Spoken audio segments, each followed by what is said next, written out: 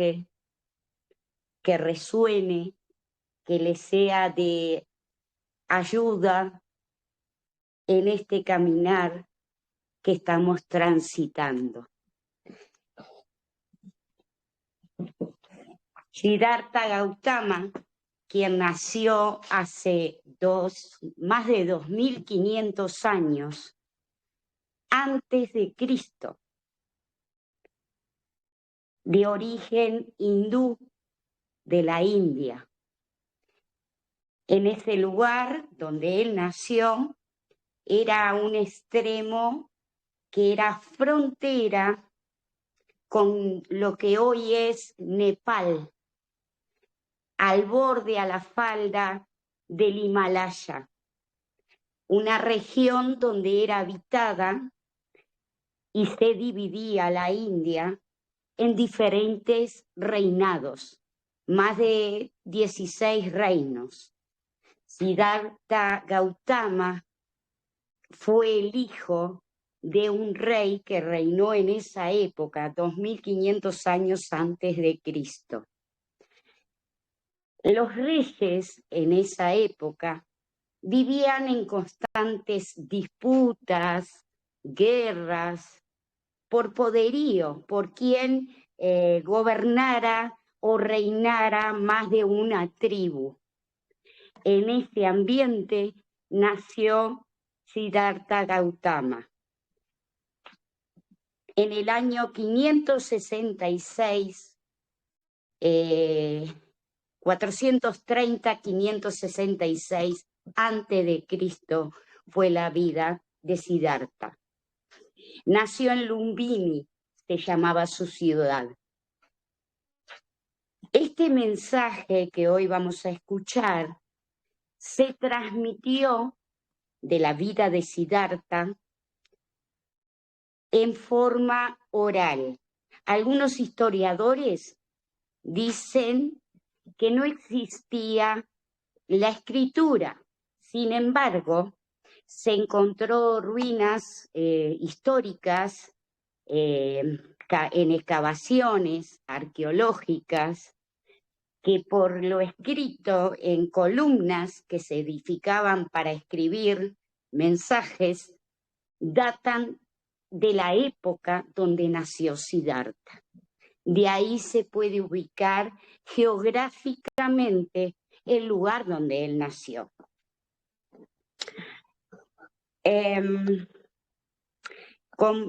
Aún así, el mensaje de Siddhartha es transmitido por los budistas en forma oral de generación en generación.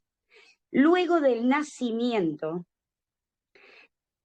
de Siddhartha sucedió un gran milagro, que así se transmite el mensaje, que tiene una connotación muy mágica. Siddhartha, hijo de la reina, a ver si encuentro el nombre,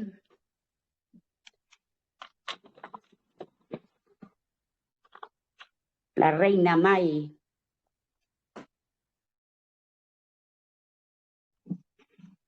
Era una reina que, según la tradición de esa época, cuando la mujer se embarazaba y estaba a punto de dar a luz, debía ir a la casa de sus padres para tener su hijo.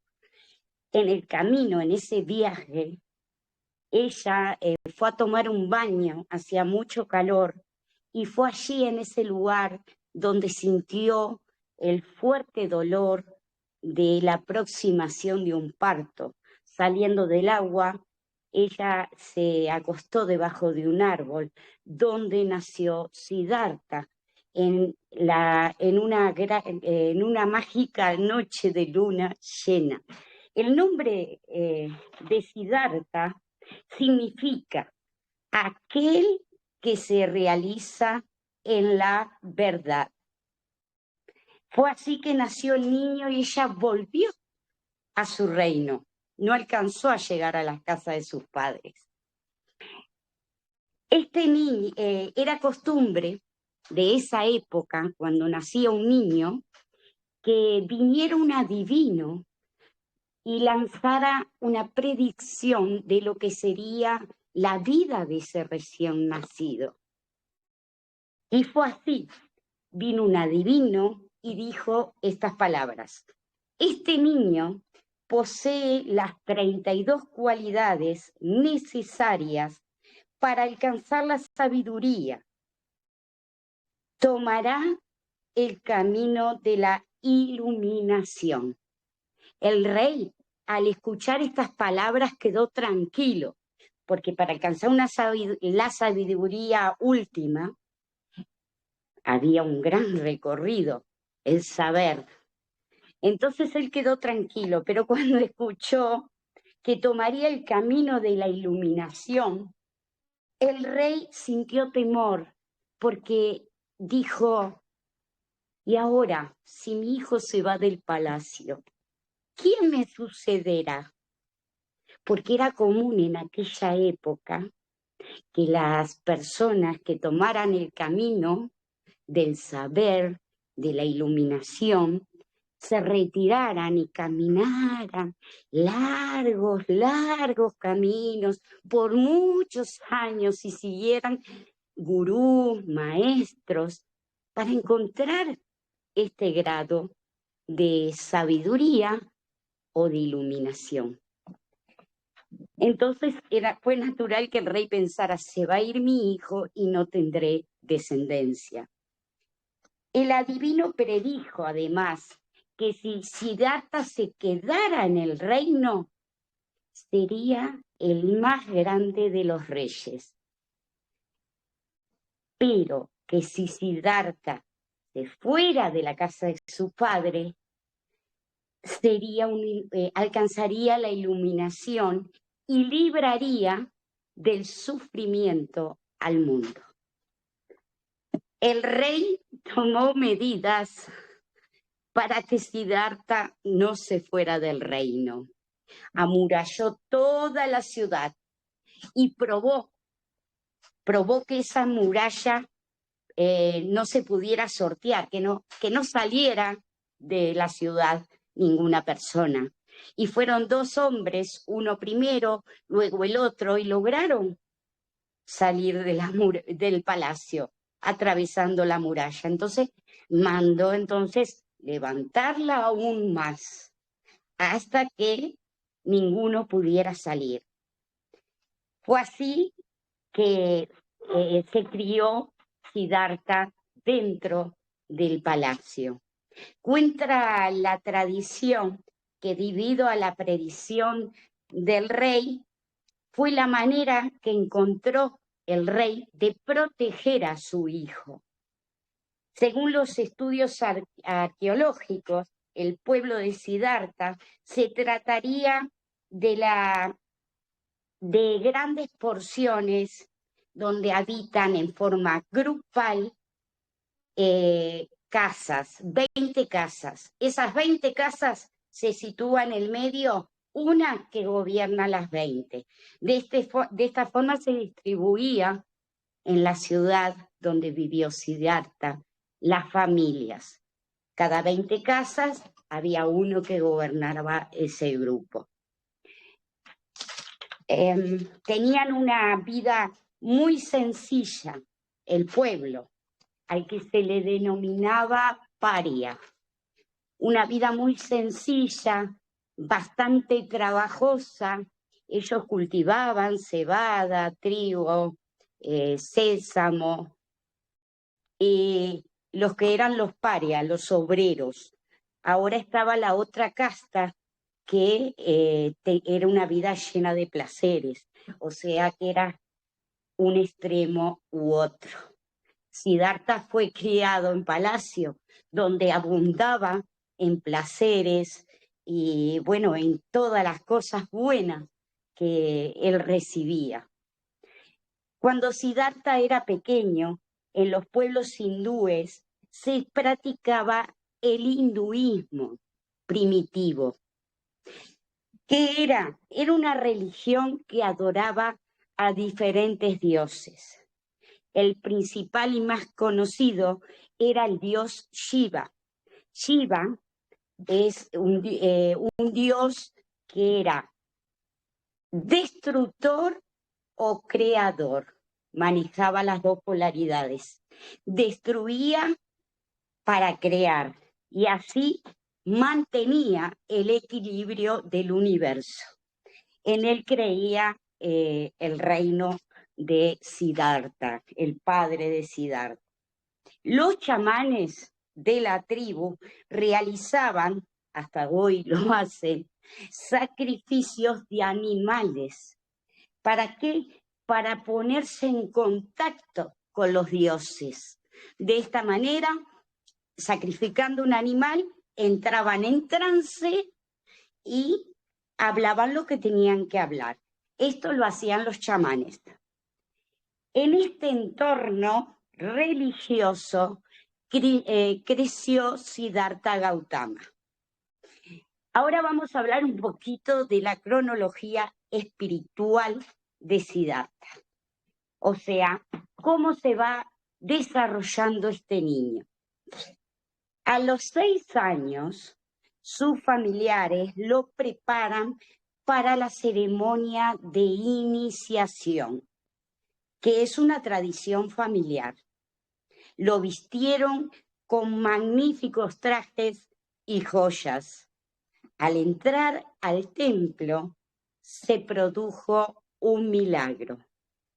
Dice que todos los dioses de piedra que estaban en el templo, dentro del templo, se levantaron y lo honraron, presentando sus respetos a Siddhartha. Se arrodillaron delante del príncipe, diciendo que sabían que vendría al mundo a visitarlos y que son ellos, los dioses, los que debían arrodillarse ante su presencia. Siddhartha hablaba varias lenguas, sorprendía a sus maestros por la inteligencia. Era un niño amable y compasivo. Creía en la tolerancia. Cuenta que un día salió con su primo al patio a jugar y su primo, que jugaban con arcos, con flechas, disparó una flecha y alcanzó un animalito, no recuerdo qué clase de animalito, para decirles. Y dice que el animalito cayó lastimado. Siddhartha fue corriendo, lo puso en sus piernas y sintió compasión y lo sanó. El animalito pronto se puso en pie y se fue.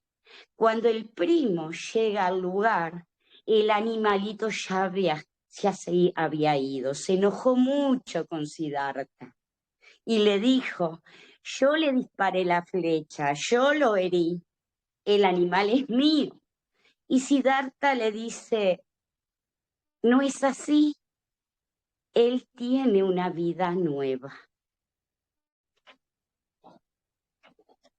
En gran disputa, su primo, enojado, van al rey a presentar el caso. El rey le da la razón a Siddhartha. Creció viendo los rituales de los templos, cómo sacrificaban animales en los rituales, cosa que a Siddhartha no le gustaba. Permiso, voy a tomar un poquito de agua. A los 16 años, su padre pensó que ya estaba en edad de casarse. Más que eso, el rey siempre tuvo en cuenta la predicción del adivino. Y el hecho de pensar en casar a Siddhartha tan jovencito era pensar que Siddhartha se quedaría dentro del palacio a formar su familia. Según las costumbres, se convocó a todas las jóvenes de los reinos vecinos, a las del reino de él y a las de los reinos vecinos. Dice que vinieron de todos los lugares y se les prometió un regalo a cada una de ellas. Se presentaron 12.000 jóvenes. Siddhartha dio un regalo a cada una, pero ninguna le gustó. En eso, luego de dar el último regalo, él ve que hay una joven que se está preparando para marcharse de palacio. Y fue en ella que se fijó. Se acerca y se da cuenta que esta joven no había recibido el regalo. Y le dice Siddhartha, ¿y por qué no te presentaste a recibir tu regalo? Esta joven le contesta que ella ya tenía mucho, que no necesitaba recibir un regalo. Era la hija de un rey, encargada de gobernar las vacas, que era un puesto muy honorable. Siddhartha quedó prendida de esta joven y le dice a su padre que es la joven con que le gustaría casarse. El papá de la chica, cuando se entera que fue la elegida, no consideró para nada a Siddhartha candidato para su hija. ¿Por qué? Porque Siddhartha era un príncipe que era muy benévolo, era muy de paz, no era un príncipe guerrero, no era un príncipe como los de esa época, aguerrido, de pelea, de conquistas. Y se lo dijo, no, pero yo no te considero para esposa de mi hija, no te considero digno. Siddhartha le dice a su padre, ¿por qué no organizas un torneo donde yo demuestre mis capacidades? Y fue así que se convocó en el reino al torneo. Este aquí que se agruparon los mejores arqueros en grupos de 15.000, en las 4 direcciones, en los 4 puntos se colocaron y Siddhartha quedó en el medio, ordenando que cada uno dispare una flecha contra él. Ninguna de las flechas fue a dar en Siddhartha. Fue así como, y con otras pruebas más, fue así como Siddhartha se gana el respeto del rey, quien se acerca y le pide perdón y le dice que sí, que se case con su hija. Así fue que Siddhartha se casó con esta joven. Siddhartha pasó todas las pruebas de poder. Así, hermanos, él contaba con 16 años en ese entonces. Así fue que pasaron 13 años de su vida, entre lujos, placeres, nunca saliendo del palacio, con su esposa, transcurrió la vida del príncipe. Cuando Siddhartha cumplió 29 años, siempre sintió en él el sentirse prisionero. A esta edad fue cuando pensó en pedirle permiso a su padre para salir del palacio. Y pese a todas las predicciones del adivino, el rey le otorga el permiso. Fue así que salió a dar un paseo fuera del palacio y fue con su servidor preferido. En el camino encontró 3 personas. Un hombre viejo y enfermo, un anciano que apenas podía caminar apoyado en un bastón. Y la tercera fue una procesión fúnebre. Ante tales encuentros, Siddhartha realiza preguntas a su servidor. Preguntas como, ¿qué es esto? Este anciano que no puede ni caminar, que es este hombre enfermo y este hombre que murió. Ahí considera que la vida es efímera. Concluyó en esa reflexión. Luego de esto, ve a un monje. Cuando lo vio, para él todo cobró sentido y decidió seguir el camino del monje.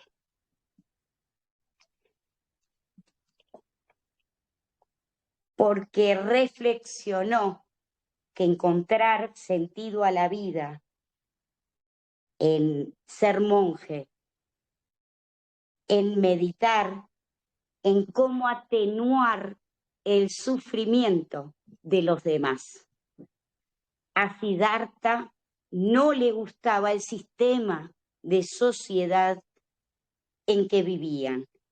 El paria era el que sembraba, el que tenía una vida sacrificada. Mientras que los brahmanes,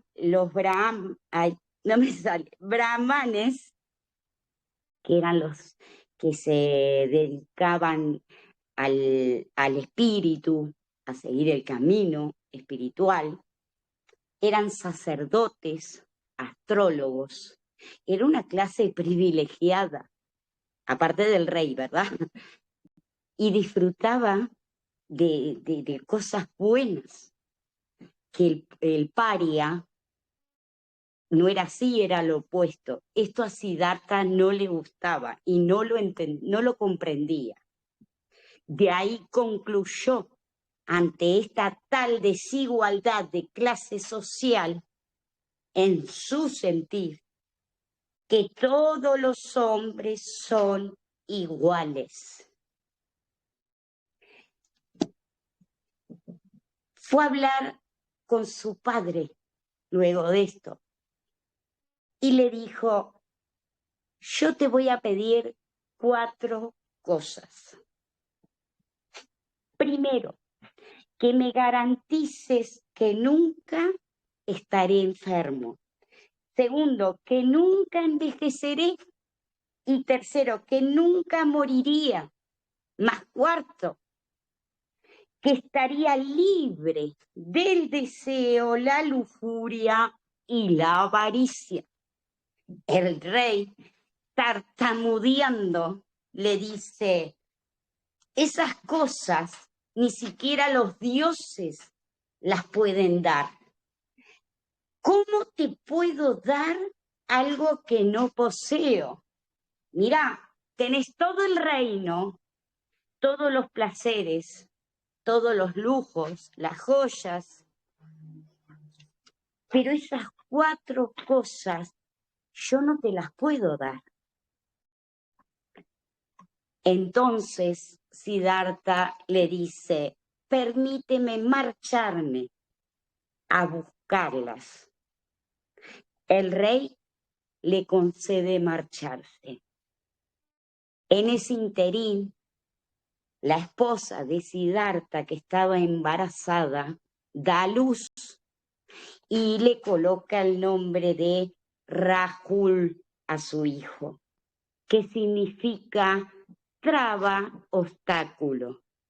El joven Siddhartha, aún así en reflexión, dice: ahora que nació mi hijo, que tiene el poder de la traba y el obstáculo, Rahul era quien tenía ese poder, dice: no me puede detener lo que yo quiero hacer desde que entiendo que tengo que buscar el camino para atenuar el sufrimiento.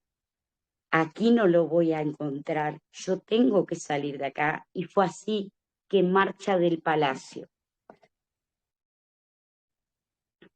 Salió del palacio juntamente con su servidor y llegan al límite, a la frontera, al límite norte del reinado. En el límite, que hay un río, no recuerdo el nombre, entrega a su servidor todo su vestido real, sus joyas, sus 2 espadas. Y dice así: ve y dile a mi familia que no volveré hasta que no encuentre las enseñanzas, hasta que no encuentre la iluminación. No volveré hasta que me convierta en Buda. ¿Qué significa Buda?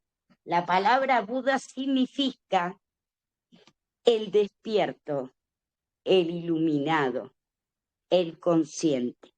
Este es el significado de la palabra Buda. Descendió del valle y iba en busca de la respuesta del sufrimiento universal. Hermanos, que estamos todos escuchando, aquí tenemos la primera, y si se quiere, analogía, o sea, si queremos comparar a nuestro caminar espiritual, a nuestro proceso, al camino de la espiritualidad. Renunció a su familia, salió de su pueblo y fue en busca de las respuestas. ¿De qué nos habla esto? Porque así no hablo sola y puedo tomar un poco más de agua. Pues básicamente nos está hablando del camino que estamos tratando de hacer todo, de quitarnos los apegos familiares, de apegos ya sea negocios, dinero, todo. Y pues se fue a una montaña a quitarse todos los apegos, a quitarse el personaje. Fue básicamente lo que estamos tratando de hacer. Es una enseñanza maravillosa, que es muy difícil, de mucho sacrificio, pero tenemos que hacerlo igual que Buda.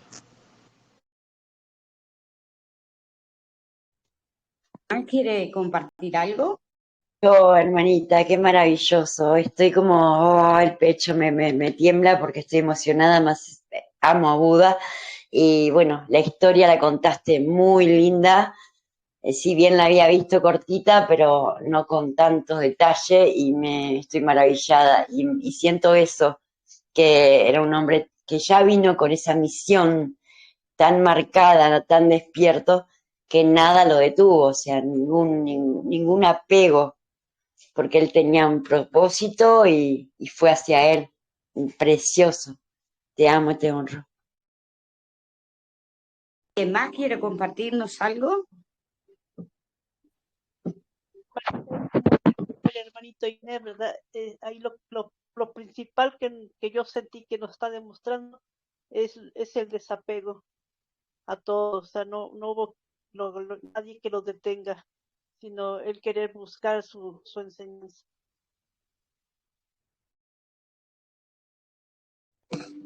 Perfecto, precioso, hermanos amados. Así es, salió de su zona de confort, reflexionó, observó, saliendo de su zona de confort. Lo primero que hizo fue, y practicó con esto de salir del palacio, es como ustedes están diciendo, el desapego. Primero. Bueno, luego él descendió al valle, empezó a caminar.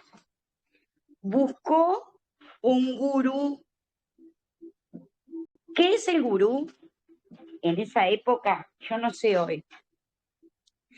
El gurú es aquel que muestra el camino, lo muestra. Prepara el espíritu para aceptar la verdad. Ese es el trabajo de un gurú. Preparar el espíritu para aceptar la verdad. ¿Qué hizo Siddhartha con este gurú? Bueno, se recogió el cabello, empezó a meditar. El gurú abre el corazón a lo divino, a la verdad. Todo ocurre entre tú y la verdad. ¿De qué nos puede estar hablando esto?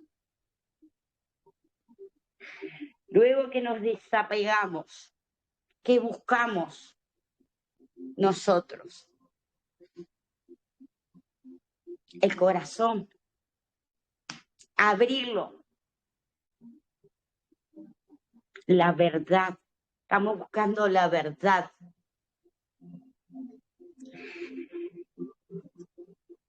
Una vez hecho esto, Siddhartha deja al gurú y continúa, deja este primer maestro y continúa su camino. Se dirigió más al sur, a la capital de un reino cuyo rey tenía fama de ser un rey bueno y justo, ofreciendo protección a todo aquel que anduviera en el camino de la iluminación. ¿Qué se acostumbraba a las personas que andaban en este camino? Como era una vida que se empezaba a practicar de renunciamiento, ellos andaban como mendigos. Ellos iban de ciudad en ciudad, donde les daban de comer, los alimentaban. Así andaban ellos. La ciudad donde transitó Siddhartha, el rey tenía esta fama de que él brindaba protección, o sea, atendía a estas personas. A Siddhartha le gustaba meditar en una montaña llamada Pico del Buitre. Tenían grutas donde podían descansar. Estaban en un lugar muy hermoso, natural, pero tampoco estaban lejos de la asistencia de personas que les llevara alimento, abrigo. El rey, al enterarse de la fama de Siddhartha, por la sabiduría, por el resplandor que emanaba de su rostro, lo convocó al palacio y quedó tan impresionado por la belleza del rostro de Siddhartha, el resplandor que emanaba de ese rostro, que le ofreció la mitad de su reino y que se casara con su hija. A lo que Siddhartha respondió: ¿por qué yo voy a aceptar ahora un reino habiendo ya renunciado al reino de mi padre? Siddhartha siguió su camino y estudió con 6 maestros diferentes del hinduismo, 6 maestros diferentes y diferentes doctrinas. Ninguna, pero ninguna de esas doctrinas resolvió las preguntas que él se planteaba desde el principio. Abandonó a sus maestros, se quedó solo, abriendo su corazón y su espíritu para descubrir la verdad. Él quería ver la verdad por sí mismo, no una verdad que fuera impuesta. Él quería descubrir y ver la verdad por sí mismo. Se marchó a Gaya, una ciudad llamada Gaya. Qué curioso. En la religión hindú, Gaya es uno de los mejores lugares para mejorar el karma. ¿Qué hacen en la religión hindú? Les puedo explicar rapidito porque no voy a entrar mucho en el detalle, pero llevan una genealogía familiar ancestral, hacen diferentes prácticas para liberarse del karma generacional, con diferentes prácticas. Inició ahí un periodo intenso en esta ciudad, porque eran costumbres de meditación y mortificación. ¿Por qué mortificación? Porque en base a sufrimiento, a carencia, a estimarse él mismo. Él no comía, él no bebía agua. Por ejemplo, ¿qué comía cuando meditaba? Cuando se ponía a meditar, ¿qué comía? Si caía la hoja de un árbol, esa hoja comía. ¿Qué bebía? Si llovía, tomaba el agua de la lluvia. Por eso dice que inició un periodo de meditación y mortificación. Dice que llegó a estar, porque fue un periodo muy largo, llegó a estar tan delgado que casi muere. Cuando entra a un estanque a bañarse, casi se ahoga. A duras penas saliendo del estanque, alcanza a ver un maestro que le está enseñando a tocar un instrumento de cuerda a una niña y escucha. Si tú tensas la cuerda tan fuerte, se rompe. Y si la aflojas de más, no sonará lindo. De allí, con eso que escuchó, Siddhartha concluye, tomó esa enseñanza que el maestro le daba a la niña para sí mismo y concluir algo muy importante. La enseñanza para él fue que los extremos no eran buenos, que había que tomar la vía del medio. Hermanitos, ¿de qué les habla esto? Que ya nació con el yo soy. Estar en nuestro centro, hermanita. Estar en nuestro centro, hermanita, que hacemos. Ni estar en el positivo ni en negativo en bueno, sino que en la mitad. Que ya nació con el yo soy incorporado, él ya sabía que era contra el sistema porque él ya sabía quién era. Y al saber quién era, empezó a meditar y encontrar su yo soy, su centro, su silencio. Y nada, ni nadie, ningún sistema, ni ninguna mujer, nada, no, quería su misión y me encantó, precioso. Exactamente, mis amados. Él halló el equilibrio en esa reflexión que hizo. Fue el primer fundamento budista. Rechazar los extremos, el punto medio. Eligió el punto medio. De los placeres reales donde nació y de las excesivas privaciones. Entonces, ¿qué hizo él? A 5 kilómetros de Gaya, se sentó debajo de un árbol durante semanas para meditar. Utilizó, esto me sorprendió, me acordé mucho de mi hermana que es Nekti. ¿Cómo meditó? Utilizó la técnica de la meditación que consiste en concentrarse únicamente en la respiración. Debajo del árbol utiliza esa técnica. Concentrarse únicamente en la respiración. Buscaba así la solución a lo que hace al hombre desdichado, a la enfermedad, el sufrimiento, la frustración, la vejez y la muerte. Él quería encontrar esas respuestas. Dice que los demonios hicieron de lo suyo, lo incomodaban tratando de sacarlo de ese foco, hicieron cuanto pudieron para interrumpir su meditación. Tuvo muchas tentaciones atribuidas a un demonio llamado Mara. Lo tentó con visiones de mujeres hermosas y de placeres.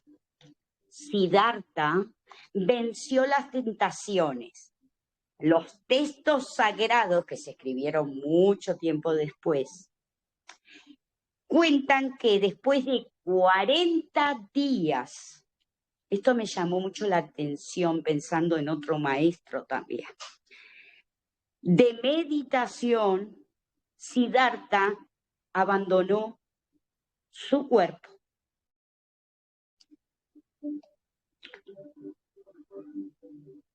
En eso redescubre sus vidas pasadas.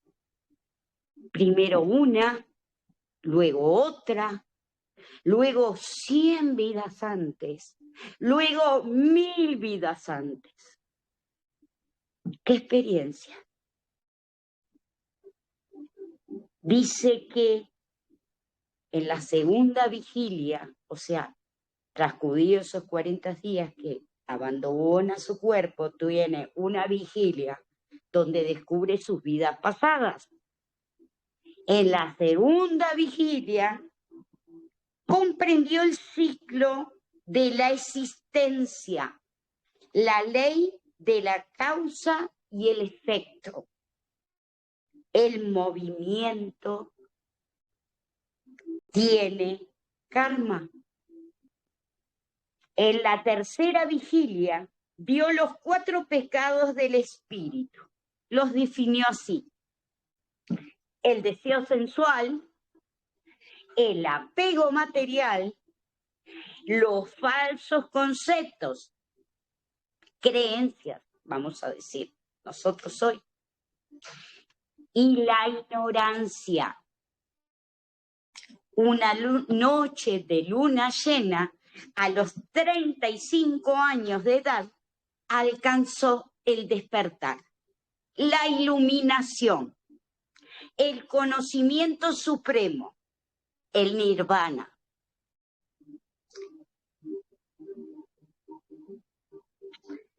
Así, y en este lugar, se liberó de toda clase de impresión, de las impurezas que nos obligan a renacer vida tras vida. En cuanto hay un cese completo de deseo, un cese completo de protección mental, cualquier persona se puede convertir en un iluminado. Los budistas dicen de la iluminación. Esto es hermosísimo lo escribí bien, derechito como ellos dicen. Y es hermoso para apreciarlo. Es como una llama que se apaga. ¿A dónde va? No se sabe. Si va hacia arriba, hacia abajo, a la derecha, a la izquierda. Ya no está, está apagada. La iluminación es como una llama que se apaga. Qué paradójico, ¿verdad? Porque imaginamos iluminación, algo incandescente, algo... Sin embargo, los budistas dicen así: la iluminación es como una llama que se apaga.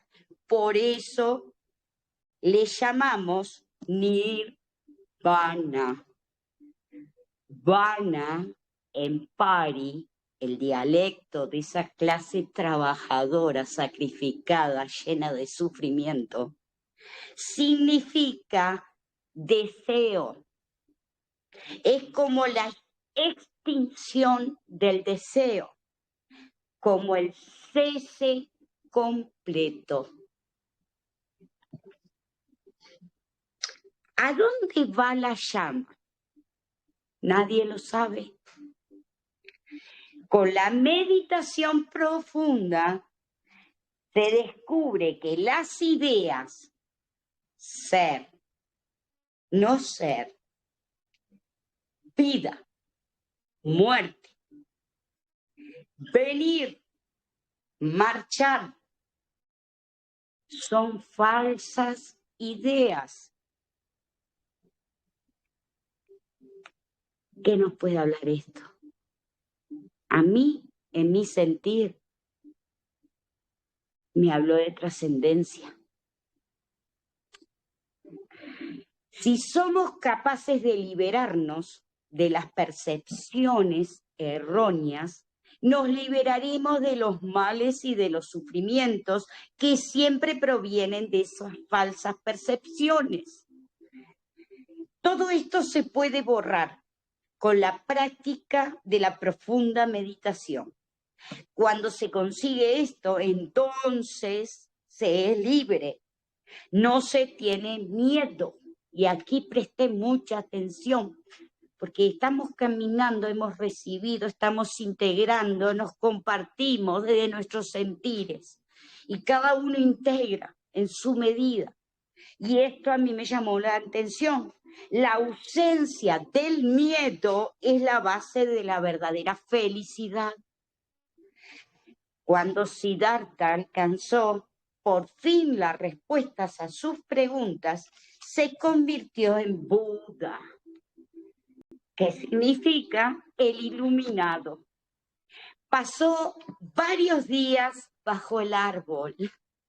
Luego de esto, ya había estado 40 más 3 vigilias, ¿verdad?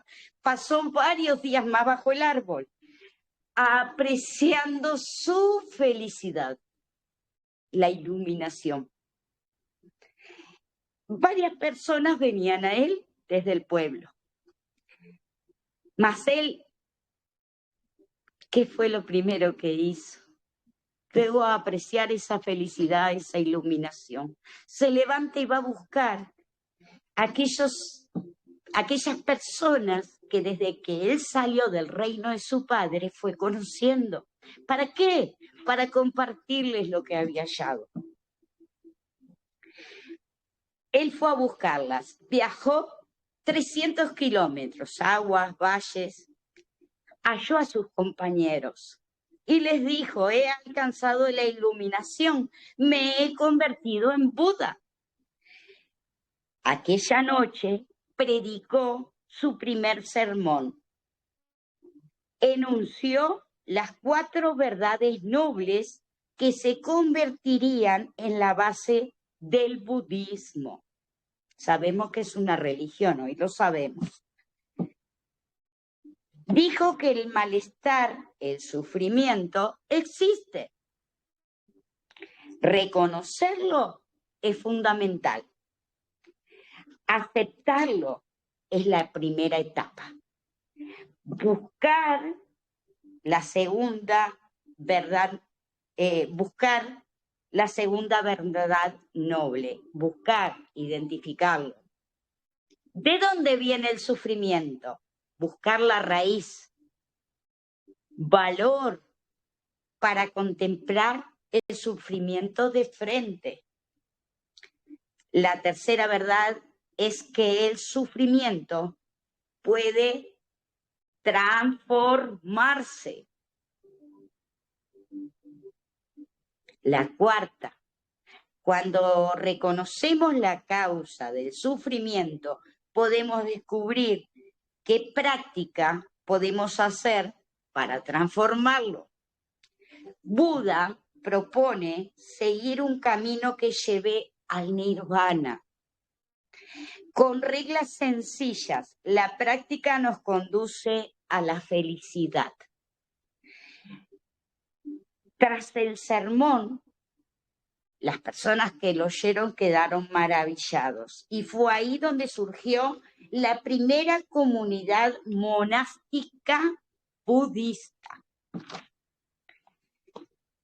Buda fue el primer revolucionario de su época, enseñando la ley del Dharma.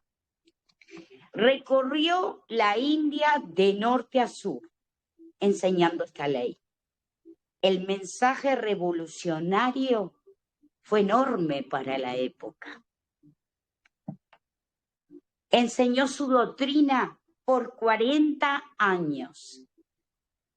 A los 80 años cayó enfermo, dando su último sermón, enseñando sobre la muerte.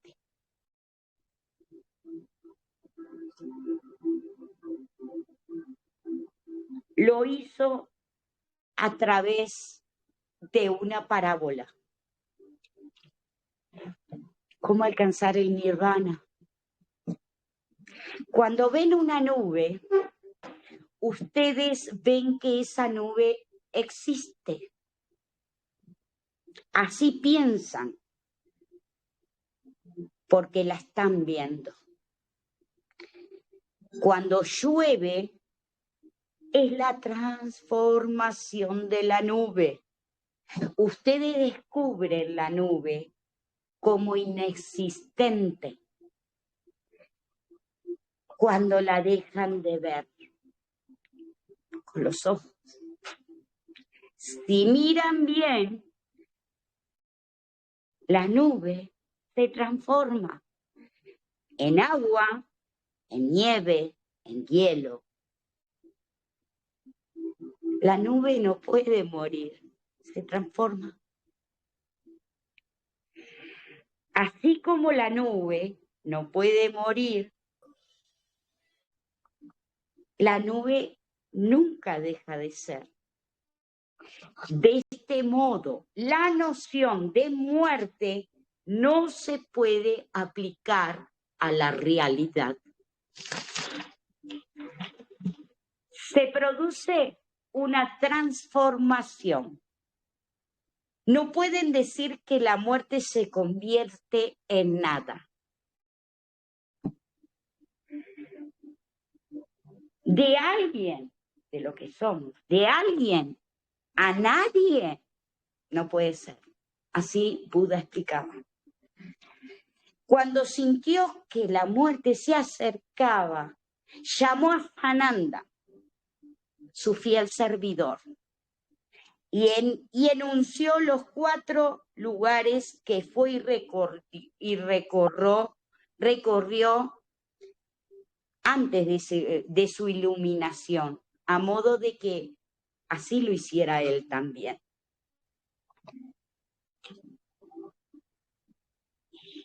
El último mensaje lo voy a dar ya al final. Vamos primero, fundamentalmente, en qué basó su mensaje el Buda. Él decía, todos los hombres son iguales. Ninguno está por encima de ninguno, ni por debajo. ¿De qué nos habla esto, mis amadísimos hermanos? Voy a apagar el micrófono. Amor incondicional.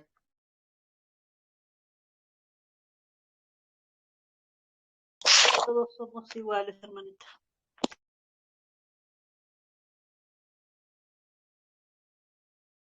Uno. Somos uno.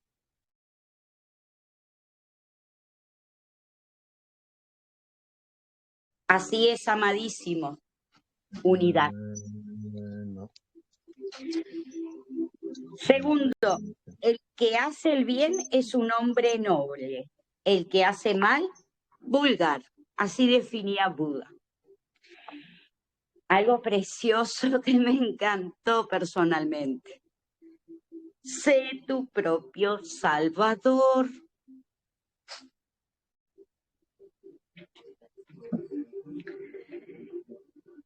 Sé tu propia luz. Confía en tus propias fuerzas sin pedir ayuda a los demás. Aférrate a la verdad. Sé un ejemplo de cómo cada uno de nosotros puede ser su propia lámpara. Aunque estemos rodeados de otros humanos, debemos aprender a superar el dolor y la dificultad solos, buscando la fuerza dentro de nosotros. Estamos hablando de 2500 años antes de Cristo. Ser lámparas para sí mismos. Y sus últimas palabras fueron: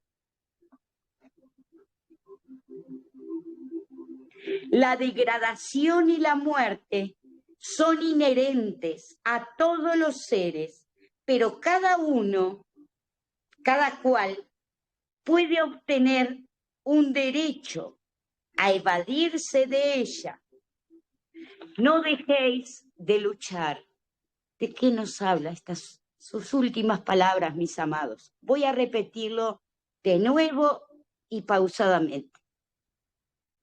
La degradación y la muerte son inherentes a todos los seres, pero cada cual puede obtener el derecho a evadirse de ella. No dejéis de luchar.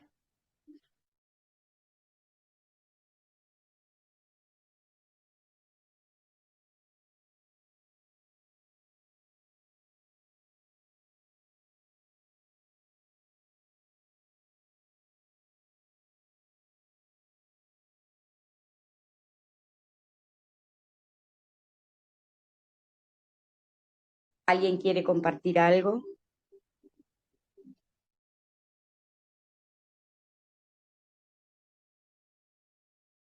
Lo de afuera, siempre el ego, todo eso, ¿no? Que hay que mirar para adentro, que eso es lo más perfecto, porque afuera nos confunde, el ego nos confunde lo que pensamos que somos y no lo que realmente somos.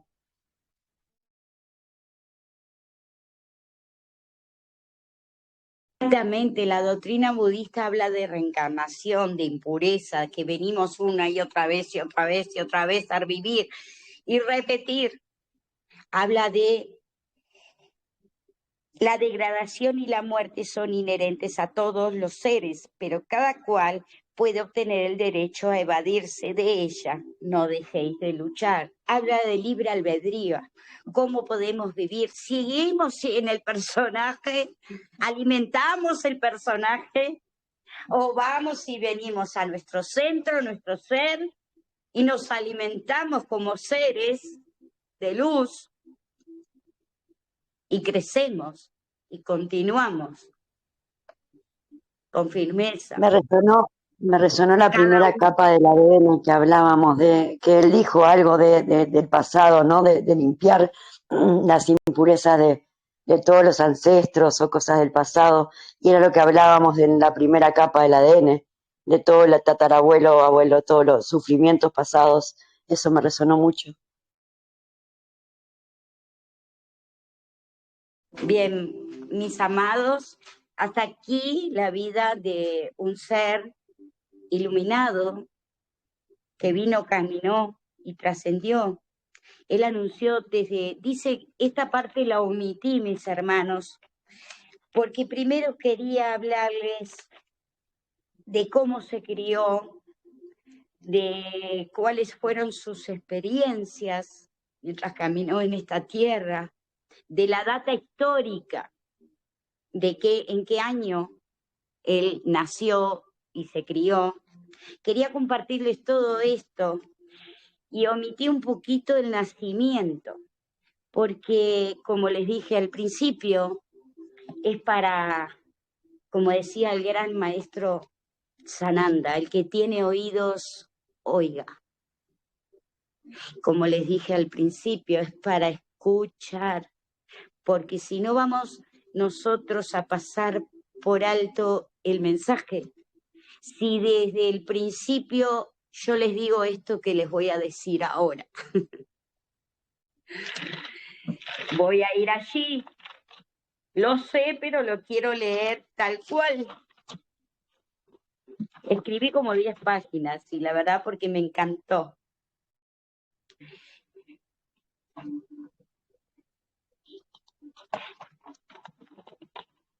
¿Dónde? Acá está. La mamá de él, una reina maya, murió a los 7 días de dar a luz. Se llamaba Devi, la reina Devi. El niño fue encargado a su tía. Lo que les voy a compartir es lo que se lee, se propaga oralmente, se ha escrito luego. Dice que cuando Siddhartha Gautama nació, ocurrió un gran milagro. Dice que este niño, recién nacido, se bajó y caminó 7 pasos. Y a cada paso se abría una flor de loto.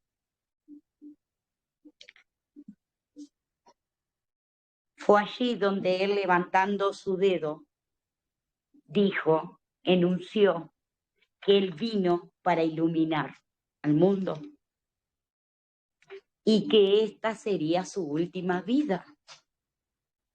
Y bueno, amados, yo quería compartir las experiencias de un ser que vino y caminó en esta tierra y que dejó una gran enseñanza a seguir hace más de 2500 años, más allá de lo mágico que puede ser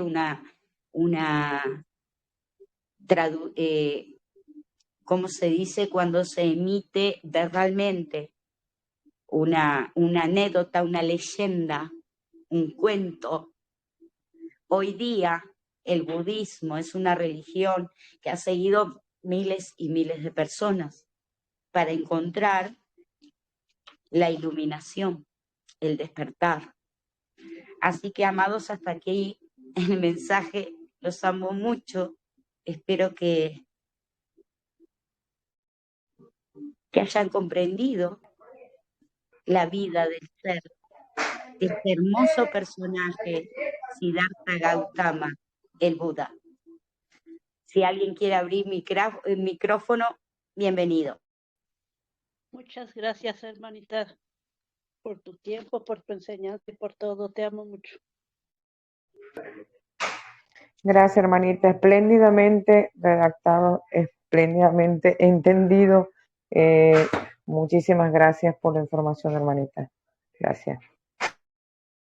Muy bello todo y me resonó mucho la mamá de Buda. Vaya, ¿verdad? Me encantó, Sarita, es precioso cómo fluyó en ti todo y cómo iba saliendo de tu boca toda esa sabiduría que fue nuestro Buda. Y lo fuimos entendiendo como que fuera un largometraje que tú ibas etapa y etapa, y nosotros íbamos visualizando cómo fue la vida de él. Gracias, maravillosa. Amados, les amo muchísimo. Yo al ver la vida de este hermoso y precioso ser, miren, yo les voy a mostrar porque no quiero que vean el mensajero. Yo quiero que vean el mensaje. El mensajero no somos nada. La vida es tan efímera, así como Buda la contempló. No somos nada. Hoy estamos y mañana no estamos. El mensaje. Miren, les voy a mostrar todo lo que he escrito de este maravilloso ser para que pueda integrar lo más posible, comprender, hacerlo en mí, sentirlo. Y contarles una pequeña experiencia porque, bueno, son las 11 de la noche, quizás queda un poquito de tiempo. En una etapa de mi vida, yo estaba con 3 pequeñitos y no tenía ningún medio, recién había vuelto al Uruguay, no tenía ningún medio para alimentar a estos pequeñitos. Y desesperada, tomé un ómnibus con una poquitísima mercadería que tenía para vender. Tenía luego que comprar y volver a vender y comprar y volver a vender para obtener esa ganancia de alimentos. Porque si vendía eso poquitito que tenía y me lo consumía, ya el otro día no había posibilidades. Y hermanos amados, subí al ómnibus a vender y era tal mi estado espiritual, porque era espiritual, más que biológico. mental, que no me salieron las palabras, fui incapaz de hablar. Y me arrimé al chofer y le dije que me alcanzara hasta el lugar de donde se compraba mercadería, que era lejos, como 20 y pico de kilómetros. En el camino me asaltaban muchas ideas y no eran buenas. La mente cuando vuela juega sucio. Hay muchos pensamientos. Y cuando bajé, doy gracias a los seres de luz, a los guías, a los arcángeles. Cuando bajé del ómnibus, hermanos, yo no me sentía en mí misma. Estaba decidida a acabar con mi vida. No creía la manera, ni la forma, todavía no la consideraba. Fueron minutos, porque mientras yo recorría esos kilómetros pensé en muchas cosas. Cómo alimentar a mis hijos, cómo abrigar a mis hijos, pleno invierno, bajo cero. Yo venía del Paraguay, de un clima de 40 y pico de grados. Entonces jugó esos pensamientos tan fuertes en mi mente que fueron en contra del sentido común. Y bajé del ómnibus, hermanos, y crucé involuntariamente, porque ni cuenta me di. Crucé una avenida de doble vía muy concurrida por vehículos. La crucé con semáforo en rojo. Cuando alcancé, ahí tomé en cuenta porque escuché, no porque vi, escuché que una mujer que pasaba junto a otra, mirándome, le dijo una a la otra, esta mujer está loca, acaba de cruzar plena avenida con semáforo en rojo. Aún así yo no alcanzaba a razonar nada. Escuché esas palabras, por eso puedo dar cuenta hoy y contar lo que me pasó. Y llegué a un lugar en unos pequeños pasos porque ya no podía dar más. Observé un murito donde me permití sentarme y cerrar mis ojos. Y saliendo de mi cuerpo, que hoy sé que salí de mi cuerpo, en ese momento y durante mucho tiempo no supe lo que me pasó, pero les voy a narrar la experiencia. Primero, hermanos, yo sentí en mi piel el calor del sol. Luego, hermanos, escuché, pero esto fue paso a paso, no fue todo a la vez, ni junto. Primero sentí el calor del sol en mis mejillas. Luego escuché sonidos, escuché bocinas, motores, pero paso a paso, independientemente uno del otro. Luego escuché pasos de personas. Luego sentí que me elevaba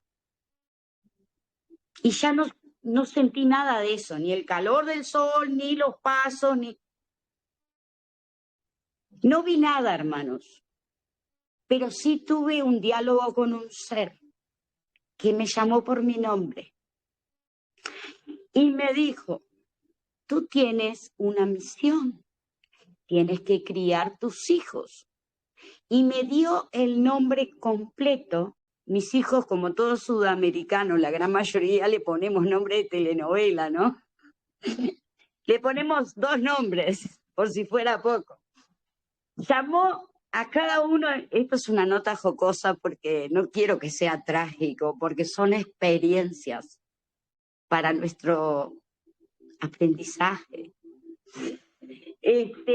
Llamó a cada hijo mío por su nombre, que eran 3 en ese momento, y me dijo, tú tienes la capacidad para criarlos.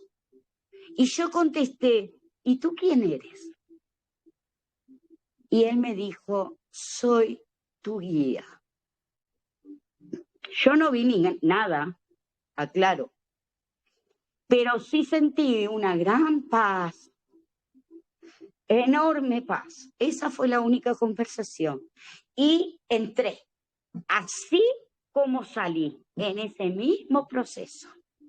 Primero escuché ruidos, identifiqué vehículos, bocinas, pasos. Luego sentí el sol en mi rostro. Y luego sentí mi cuerpo. Y lentamente abrí mis ojos. Para mí en ese momento fue una experiencia que no lograba descifrar, pero sí que había tomado un nuevo respirar mi ser. Eso sí, porque yo pude levantarme, caminar y volver en mí. Era como que yo había perdido la brújula de mi vida, la razón de mi vida. Y después de esa experiencia pasó eso. Así que, hermanos amados, es nuestro caminar, es nuestro aprendizaje, es nuestro contrato de vida. Y es algo hermoso y maravilloso el tiempo, el aquí y ahora que vivimos. Recién estuvimos conociendo y hablando de un ser divino, precioso, que vino a esta tierra y caminó hace más de 2500 años. Y hoy nosotros estamos en este tiempo precioso de despertar nuestra conciencia. Lo que viene después, no lo sé, pero en mi aquí y ahora, en mi yo soy, siento felicidad, abundancia, amor y agradecimiento. Agradecer este aquí y ahora. Gracias, mis amados, a cada ser que tuvo la paciencia de estar aquí. Si alguien quiere decir algo y si no, vamos cerrando porque ya estamos en hora. Pero si alguien quiere hablar, siéntase en la libertad de abrir micrófono.